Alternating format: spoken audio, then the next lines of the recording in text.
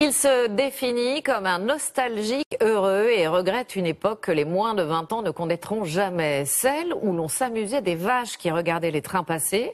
Aujourd'hui, la Micheline a été remplacée par le TGV et les buffets de gare par des distributeurs de café. Voici maintenant l'invité des 5 dernières minutes. Et cet invité, c'est Benoît Dutertre. Bonjour. Bonjour. Merci vraiment d'être ici avec nous pour un livre qui est un essai. Ça s'appelle La nostalgie des buffets de gare. C'est publié chez Payot. Est-ce que ce livre est un coup de colère contre la SNCF et contre la modernité? Cri d'amour autant que coup de colère, parce que en fait, si j'ai écrit ce livre, c'est parce que j'ai toujours adoré le voyage en train. Je trouve que c'est un mode de voyage merveilleusement civilisé, qui a plein d'avantages pratiques, écologiques aussi, qui devrait au contraire être considéré comme un mode de transport moderne. Et j'ai parfois l'impression que l'administration, en l'occurrence la SNCF, s'évertue à gâcher ce qui fait le plaisir du voyage en train. Cette poésie. Pas seulement sa poésie, vous savez, même son côté pratique et simple. Ouais. Je veux dire, aujourd'hui, vous pouvez pas prendre un train sans réserver un billet. Vous pouvez pas aller dans beaucoup de villes parce que les liaisons sont fermées ou vont être remplacées par des autocars, etc. C'est tout ça qui fait aussi le plaisir du voyage en train. C'est pas seulement de pouvoir se déplacer très rapidement entre quelques grandes gares de France. Oui, alors justement, quand vous dites très rapidement, ce qui définit le plus cette course folle pour vous, c'est le TGV et aussi l'aseptisation des gares.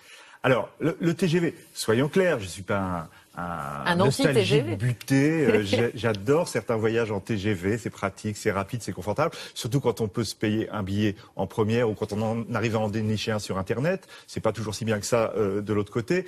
Mais le problème, c'est qu'au nom de la vitesse, d'une part, on a sacrifié une grande partie du réseau. Et puis, on a développé une conception très marketing du train. Vous savez, avec l'ISEA, Eurostar, on n'a plus que des marques partout. Et pareil dans les trains. Pareil dans les gares, on est dans le monde des marques et je trouve ça un peu déprimant parce que pour moi c'est pas ça le monde du voyage. C'est un monde de rêverie où on peut se perdre, où on peut flâner, où on peut regarder les vaches pendant qu'elles nous regardent. Mais c'est pas seulement toutes ces sigles de marketing et cette conception du voyage qui est toujours tournée vers le commerce et la rentabilité. Alors justement, exclusivement. Vous parlez de commerce, de rentabilité. Les gares, pour vous, elles sont devenues des centres commerciaux. Vous étiez à l'inauguration, je crois, de la gare nouvelle gare Saint-Lazare. Oh là là. Et là, déception absolue. On nous a fait attendre ça pendant des mois, des années. On vous a dit, vous allez voir ce que vous allez voir, ça va être merveilleux. Et on a vu quoi? Un centre commercial, mais le plus banal du monde, avec les mêmes marques qu'on voit dans n'importe quelle rue de n'importe quelle ville de la planète, qui sont maintenant rassemblées dans la gare Saint-Lazare. Si c'est ça, la modernité, bah effectivement, je ne vais pas être très moderne alors. Alors vous le regrettez d'autant plus que vous le dites, les trains, les gares ont été des sujets d'inspiration absolument incroyables pour beaucoup d'écrivains. Oui. Et que c'était vraiment un endroit très particulier. Aujourd'hui, est-ce qu'on peut encore envisager un roman sur un quai de gare? Bof. La gare, c'était le lieu de flânerie par excellence, le lieu du hasard aussi. Je me rappelle effectivement à la gare Saint-Lazare, vous savez, ces grands comptoirs qui étaient ouverts sur la salle des pas perdus, on pouvait s'accouder, boire un café, prendre un croque-monsieur entre un homme d'affaires et un clochard, etc. C'était ça la gare. Qu'est-ce qu'il y a à la place aujourd'hui? Des marques, du Burger King, du Starbucks Coffee, tout ce que vous voulez, mais plus ce côté un petit peu dérive que nous offrait la gare et qui effectivement était surtout aussi bon pour la littérature. Quel beau souvenir vous avez personnellement de ces buffets de gare, parce que le livre y est consacré à ces buffets de gare. Enfin, vous avez raison, je l'ai pris en titre et j'en parle beaucoup, mais c'est l'évolution globale du système dont je parle. Mais c'est vrai que le buffet de gare peut-être a un charme particulier parce que chaque buffet de gare c'était aussi un petit peu comme une image du lieu où on était ou du lieu où on allait. Vous savez, c'est comme ce train bleu qui évoquait les rivages des mers du Sud. Et dans chaque grande ville de France, il y avait un buffet de gare qui était une espèce de monument, un peu à la gloire de cette région. Tout ça disparaît dans un monde très, très aseptisé, normalisé, mondialisé, uniformisé. Et voilà, j'aime pas ça. Surtout qu'on prétend en même temps nous encourager à prendre le train parce que c'est bon pour le développement durable. Mais si on veut nous encourager à prendre le train, rendons agréables les voyages en train.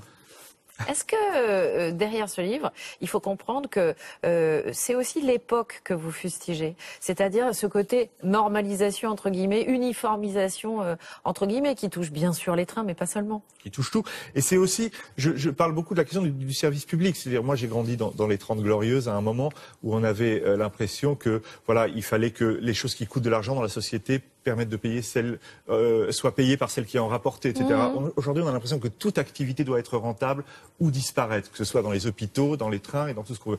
Et puis aussi, il y a un double discours du pouvoir, de l'administration, c'est-à-dire d'un côté on défend le service public et en réalité sur le terrain on laisse l'administration se débrouiller toute seule pour gagner de l'argent, pour démanteler, pour être dans la logique de rentabilité à court terme et c'est très triste pour le train. Discours passionné, on l'entend. C'était Benoît Dutertre, son livre La nostalgie des buffets de gare.